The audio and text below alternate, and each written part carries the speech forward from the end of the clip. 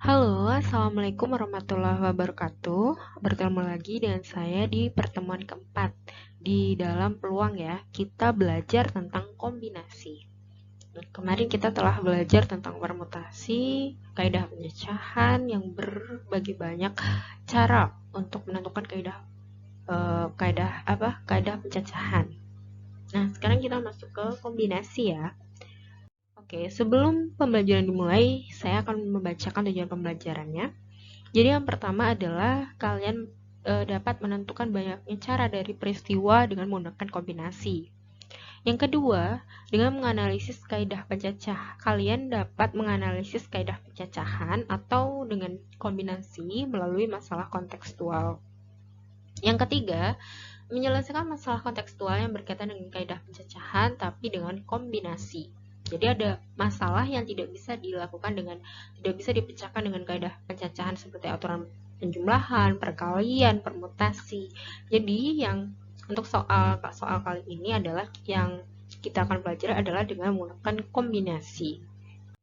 Nah, yang pertama kita lakukan adalah mengingat faktorial terlebih dahulu. Kemarin Ibu lihat masih banyak yang salah-salah dalam menyelesaikan permasalahan tentang faktorial. Jadi faktorial itu adalah bilangan faktorial dari bilangan bulat positif n yang dilambangkan dengan n faktorial. N faktorial itu bukan n tanda seru ya, tapi itu n faktorial. Notasinya adalah n terus tanda seru. Oke, adalah perkalian dari semua bilangan bulat positif yang kurang dari atau sama dengan n. Nah, jadi dilambangkan ini n faktorial sama dengan n kali n-1 kali n-2 dan seterusnya sampai 3 kali 2 kali 1. Jadi dia akan semakin menurun sampai ujungnya adalah kali 1. Nah, sebagai contoh, ini ada di sini ada 3 faktorial sama dengan 3 kali 2 kali 1 sama dengan 6. Ya kan? Jadi 3 faktorial itu sama dengan 3 kali 2 kali 1. Dia semakin menurun ke arah 1 ya kan? Ketika dikalikan adalah 6. Begitu juga yang 5 faktorial. 5 faktorial sama dengan berarti 5, 4, 3, 2, 1 ya kan?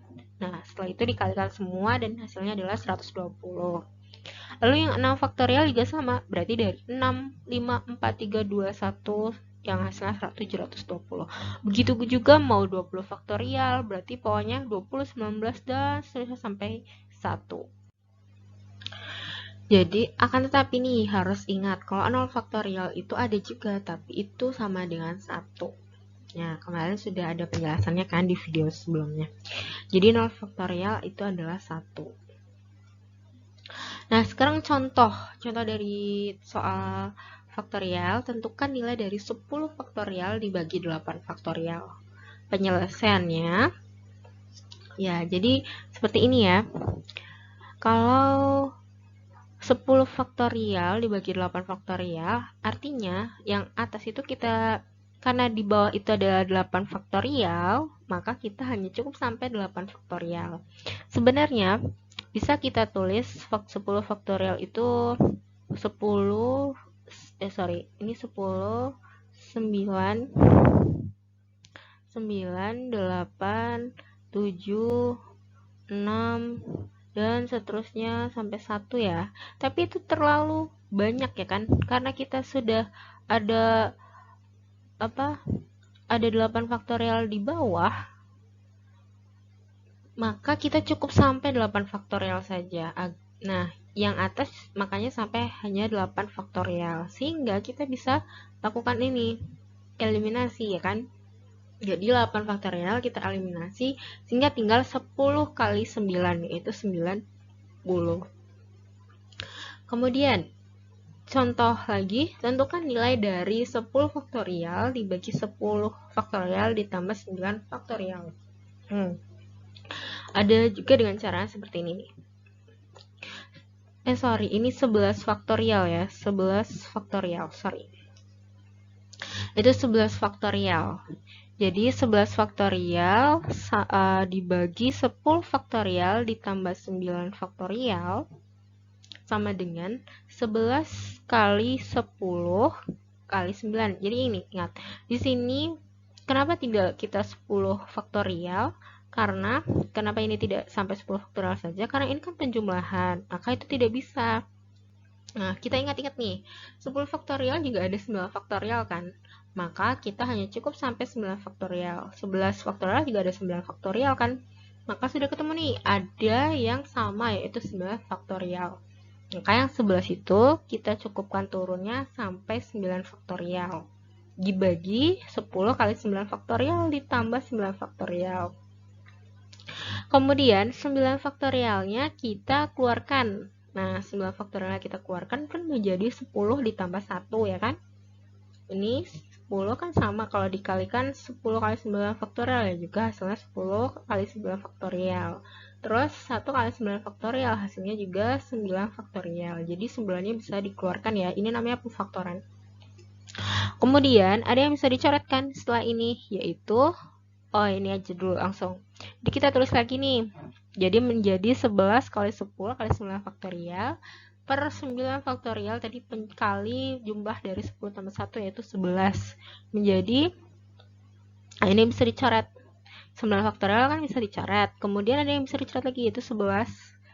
Jadi tinggal 10, maka hasilnya adalah 10.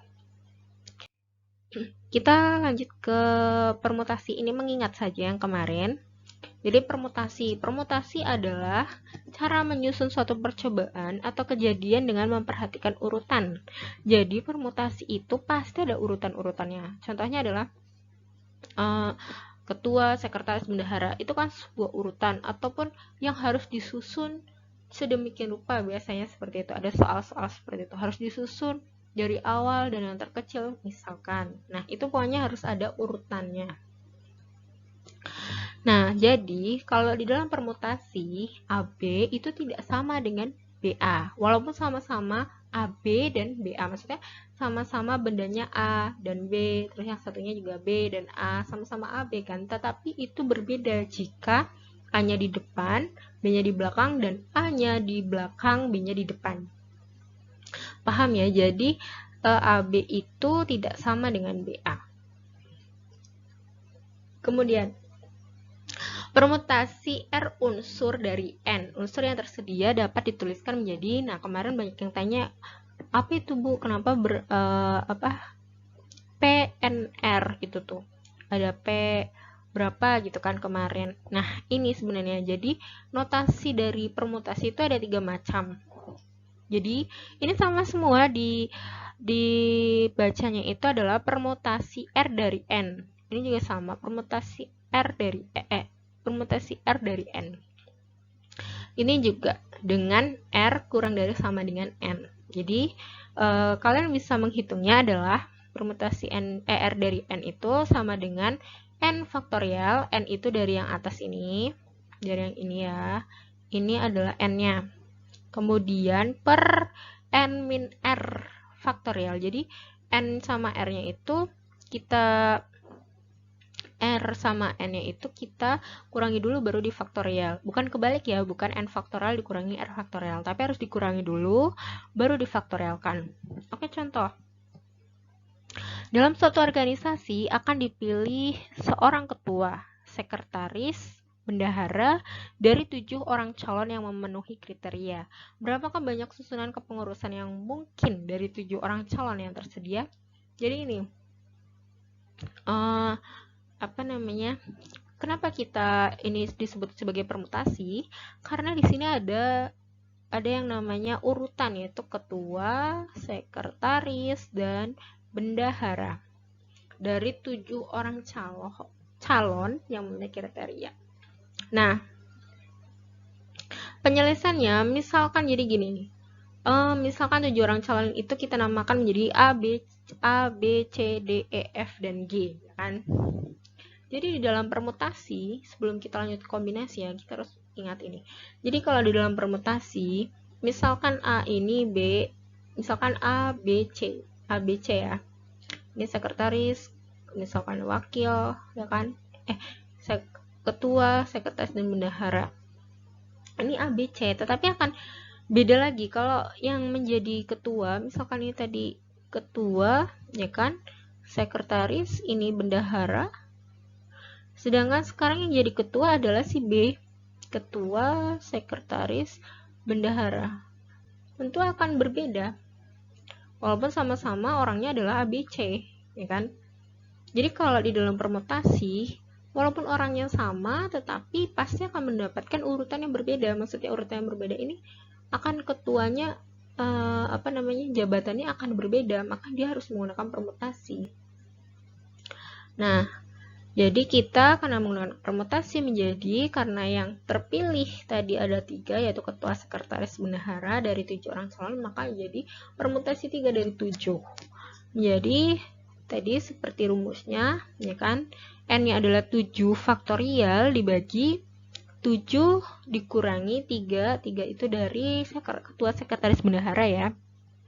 Nah, menjadi 7 faktorial per 4 faktorial. Sorry, ini harusnya faktorialnya cuma 1. Sama dengan, karena di sini ada 4 faktorial, maka kita cukup sampai 4 faktorial saja. Sehingga menjadi 7 kali 6 kali 5 kali 4 faktorial dibagi 4 faktorial. Yang ini ada yang bisa dicoret ya. Ini ada yang bisa dicoret, ini kelebihan. Jadi ini 4 faktorial. Nah, sehingga tinggal 7 kali 6 kali 5. 6 kali 5 yaitu 30. 30 kali 7 berarti 210. Sekarang kita lanjut ke kombinasi. Apa sih itu kombinasi? Tadi kita bahas tentang permutasi. Nah, bedanya sekarang ada perbedaan ya kan. Sekarang menggunakan kombinasi itu adalah cara menyusun suatu percobaan atau kejadian tanpa memperhatikan urutan. Sorry, itu nulisnya juga salah. Urutan ya, bukan urutan. Urutan. Kalau tadi permutasi harus memperhatikan urutan, sedangkan kombinasi tanpa memperhatikan urutan. Hanya itu aja. Nah, kalau tadi AB tidak sama dengan BA ya kan, permutasi. Kalau dikombinasi itu sama. Mau AB dan BA itu sama, itu satu kejadian. Nah, banyaknya kombinasi R unsur dari N unsur yang tersedia dapat dituliskan sama juga. Cara nulisnya atau notasinya adalah kombinasi R dari N. Ini juga ini sama. Yang dapat dicari adalah sebagai berikut. Dengan caranya seperti ini.